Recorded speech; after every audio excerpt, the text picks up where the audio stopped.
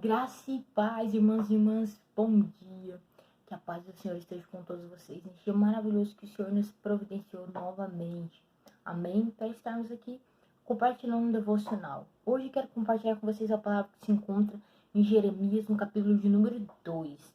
Já advirto que essa palavra não é flor que se cheira, amém? Mas graças a Deus que o Senhor ainda nos chama a atenção, porque o Senhor diz na palavra dele que ele corrige aquele quem ama. Então, amém, que ele nos ama. Então, vamos lá no capítulo de número 2. Cara, eu tirei essa palavra e fiquei um pouco abalada. Mas, aqui, o epígrafe diz assim: Jeremias é enviado a Jerusalém para repreender pela sua rebelião. Jeremias é enviado a Jerusalém para repreender a galera pela rebelião que eles estão fazendo. Dois pontos que eu vejo aqui antes de adentrar no versículo que eu gostaria de falar com vocês. Que Jeremias aqui no capítulo 1, ele já tinha falado assim: Senhor, eu sou muito novo, cara, eu não sei falar, não me via não. Isso é grifo meu. Não me via não, eu não sei falar, eu não posso, eu não sei como que eu vou se sou profeta. Nas minhas palavras, assim que Jeremias falou para Deus, e Deus disse assim: cara, fica sussa, eu vou te mandar lá, eu vou à frente, eu vou te guardar, mas te advirto, você vai ser perseguido. Isso lá no 1, lá no 1:19, lê lá que eu não sou obrigada a ler tudo, né? Como diz o pastor Cláudio Duarte. E lá no capítulo, aí já no capítulo 2, ele já é enviado para repreender toda uma nação, cara, todo um povo pela rebeldia. Agora imagina você, imagina eu e você aqui. Vamos supor que é uma criança de 12 anos. Ela é enviada por Deus, ela fala assim: Deus, eu te escolhi, você é meu profeta. E a criança de 12 anos, que é mais obediente que nós, vai falar assim: amém, eu vou. Só que aí Deus já fala logo em seguida assim: então já vai lá em Brasília e já começa a anunciar minha palavra, porque eu vou entrar com correção com esse povo. Agora imagina a situação de Jeremias. No capítulo 1, ele é escolhido. No capítulo 2, ele já é enviado para repreender toda uma nação. E aí vai, no capítulo 2. Assim, eu quero ler uns capítulos assim, meio espaçados, tá? Mas eles evidenciam muito o que diz no todo capítulo. Depois você dá uma lida lá. No 7 diz assim: eu vos introduzi numa terra fértil, para comerdes o seu fruto e o seu bem. Mas quando nela entrastes, contaminastes a minha terra, e da minha herança fizeste uma abominação. No versículo 11: houve alguma nação que trocasse os seus deuses com D minúsculo, posto não serem deuses, porque não são deuses? Todavia, o meu povo trocou a sua glória pelo que é de nenhum proveito. Versículo 13. Porque o meu povo fez duas maldades. A mim me deixaram um manancial de águas vivas, e cavaram cisternas rotas, que não retêm água. Lá no 19. A tua malícia te castigará, e as tuas apostasias te repreenderão.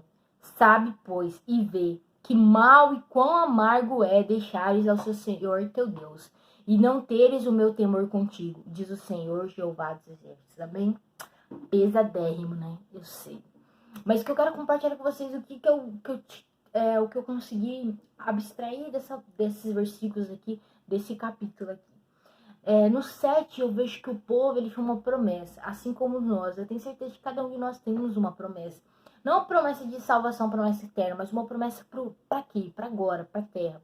Que o Senhor tem interesse em nos abençoar constantemente, mas é necessário que nós tenhamos foco, né, naquilo que é de Deus, porque o momento que nós nos desviamos, a gente corrompe essa promessa.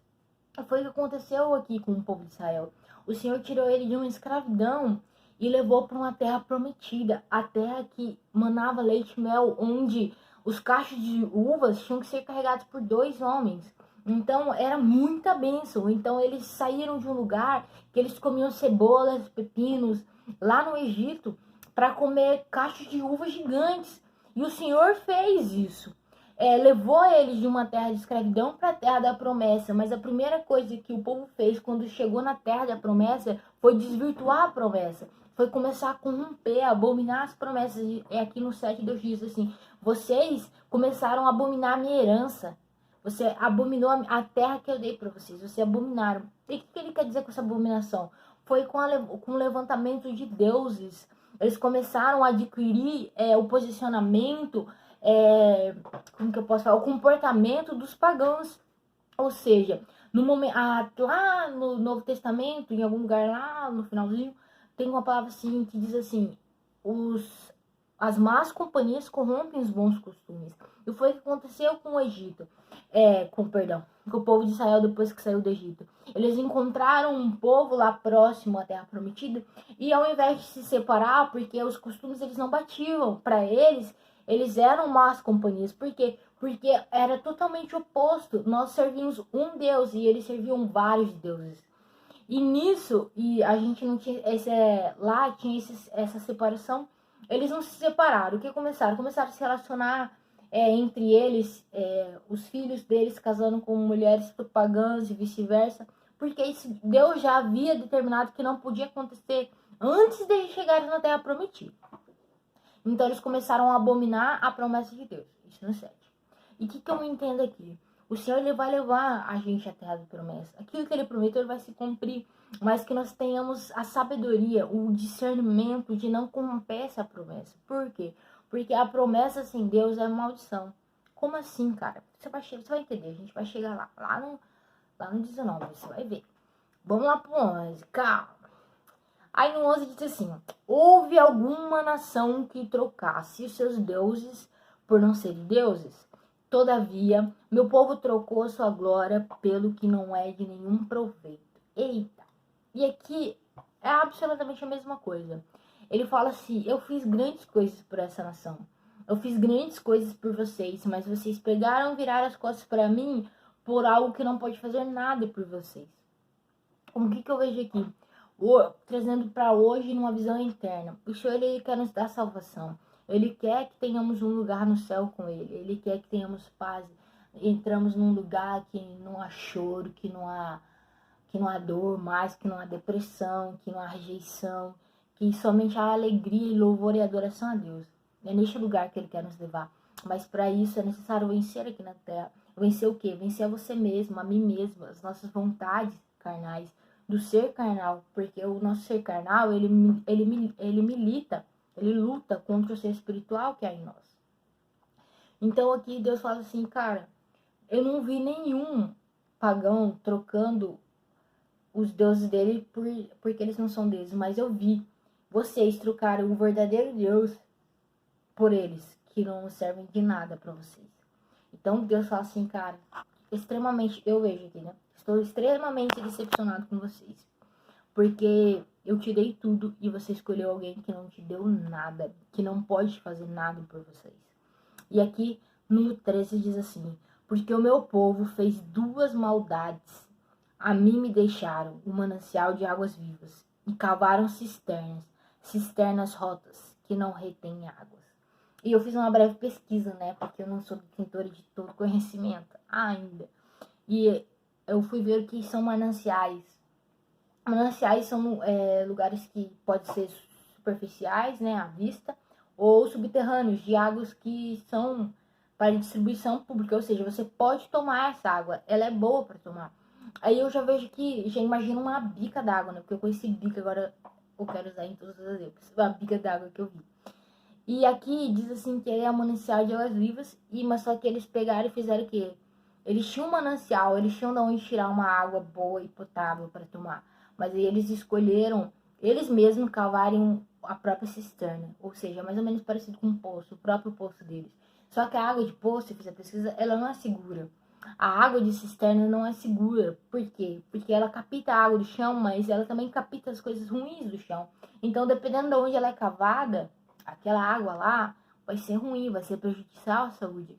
Mas aí ele vai mais além. Além da água não ser pura, ele fala assim que elas não retêm água. Ou seja, mesmo que retesse água, que é uma água impura, essa aqui não retém água. Ou seja, é uma cisterna que só suga suas forças, ela não te dá nenhum benefício. E assim é o pecado conosco. Nós temos a rocha que jorra a água constante, que ela se renova, ela é fresca, ela é perfeita, ela é linda, ela é maravilhosa. Essa é a manancial de águas vivas. Eu imagino que nessa palavra, uma rocha gigantesca, a palavra de Deus diz que ele é rocha. Imagina uma rocha gigantesca jorrando muitas águas, águas limpas, águas maravilhosas para tomar, pronta para consumo. Mas aí você escolhe fazer o quê? Eu vou naquele lago parado onde gado faz xixi, faz cocô e eu vou tomar aquela água. Foi mais ou menos isso que o povo de Israel fez. Trocou o perfeito, o bom e o agradável por nada. E é assim que a gente faz quando a gente escolhe o pecado. Nós trocamos o bom, perfeito e agradável de Deus por nada. Porque aqui no 19 vai dizer bem claro, vou ler para vocês. A tua malícia te castigará e as tuas apostasias te repreenderão. Sabe, pois, e vê que mal e quão amargo é deixares ao Senhor teu Deus.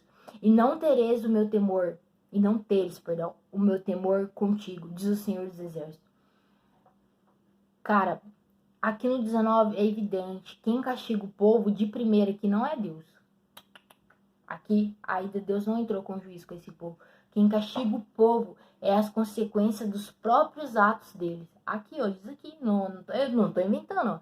A tua malícia te castigará. Não é o Senhor que está castigando o povo aqui de primeira, que não é o Senhor que está entrando com juízo, é a consequência do próprio ato do povo, da malícia do povo que traz o castigo a ele. E diz assim, as apostasias de vocês, elas te repreenderão. Eles mesmos serão repreendidos pelas consequências dos atos deles, que quando eles se chocarem com aquelas consequências, eles vão ficar, caraca, não devia ter feito isso.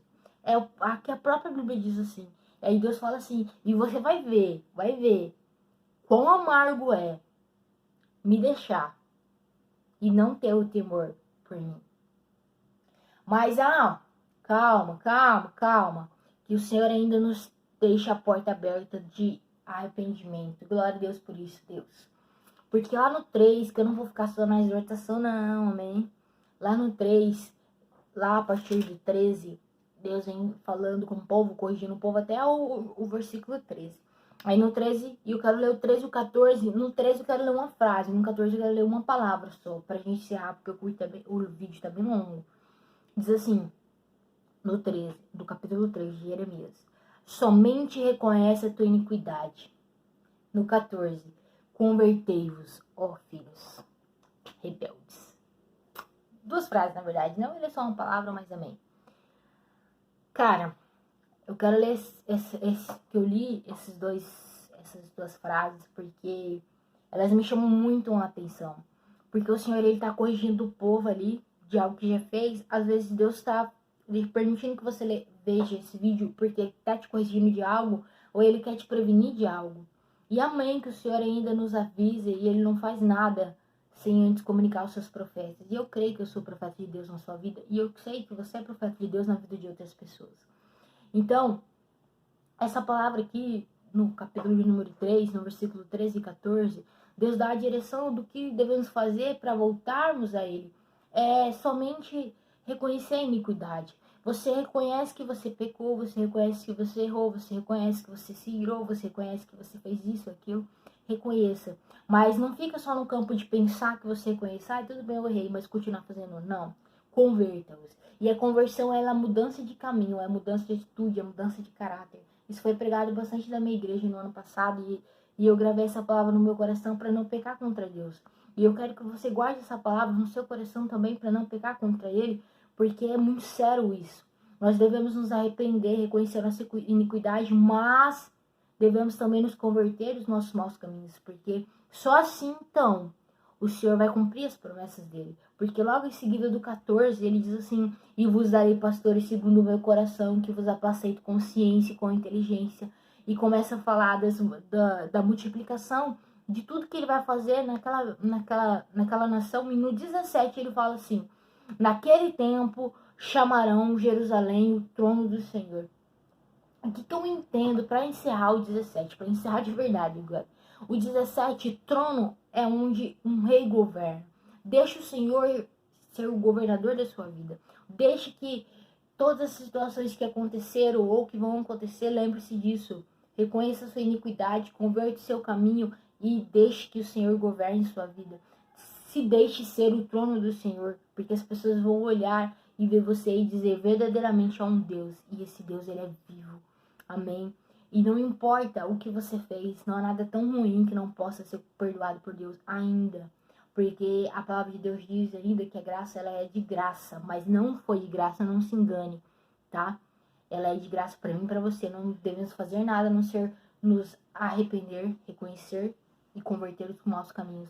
Mas ela não foi de graça, ela foi um preço e um preço dolorido de cruz para o nosso Senhor Jesus, que sofreu sem merecer. Foi xingado, aceitado, cuspido sem merecer. Foi humilhado sem merecer. E toda vez que você se vê numa situação de acusação do inimigo, dizendo que não, eu não vou conseguir, eu não posso, porque o que eu fiz é tão ruim, lembre-se disso. Jesus sofreu e não foi só por mim. Não foi só para quem roubou, mas foi também para quem matou, para quem traficou, para quem se prostituiu, para todos, todos. A salvação ela é para todos. O Senhor não morreu para Sarai só, não morreu para João, não morreu só para Maria. Jesus morreu para todos, todos. E quando eu digo todos, é todos. Indiferente daquilo que você fez, o Senhor morreu por você. Basta você querer essa salvação e ela é sua. Mas é necessário reconhecer o seu caminho de iniquidade e converter os seus maus caminhos, amém? Que essa palavra, não sei se eu consegui passar como o Senhor me passou, mas que ela te alcance de uma maneira linda e sobrenatural. Que o Senhor venha com o seu renovo do manancial de água viva. Abandona essa cisterna, meu irmão. Abandona a força do seu próprio braço. Abandona aquilo que você pode fazer e deixa nas mãos de Deus, que você vai ver o quão perfeito o Senhor pode fazer as coisas, amém? Até a próxima, galera. Paz.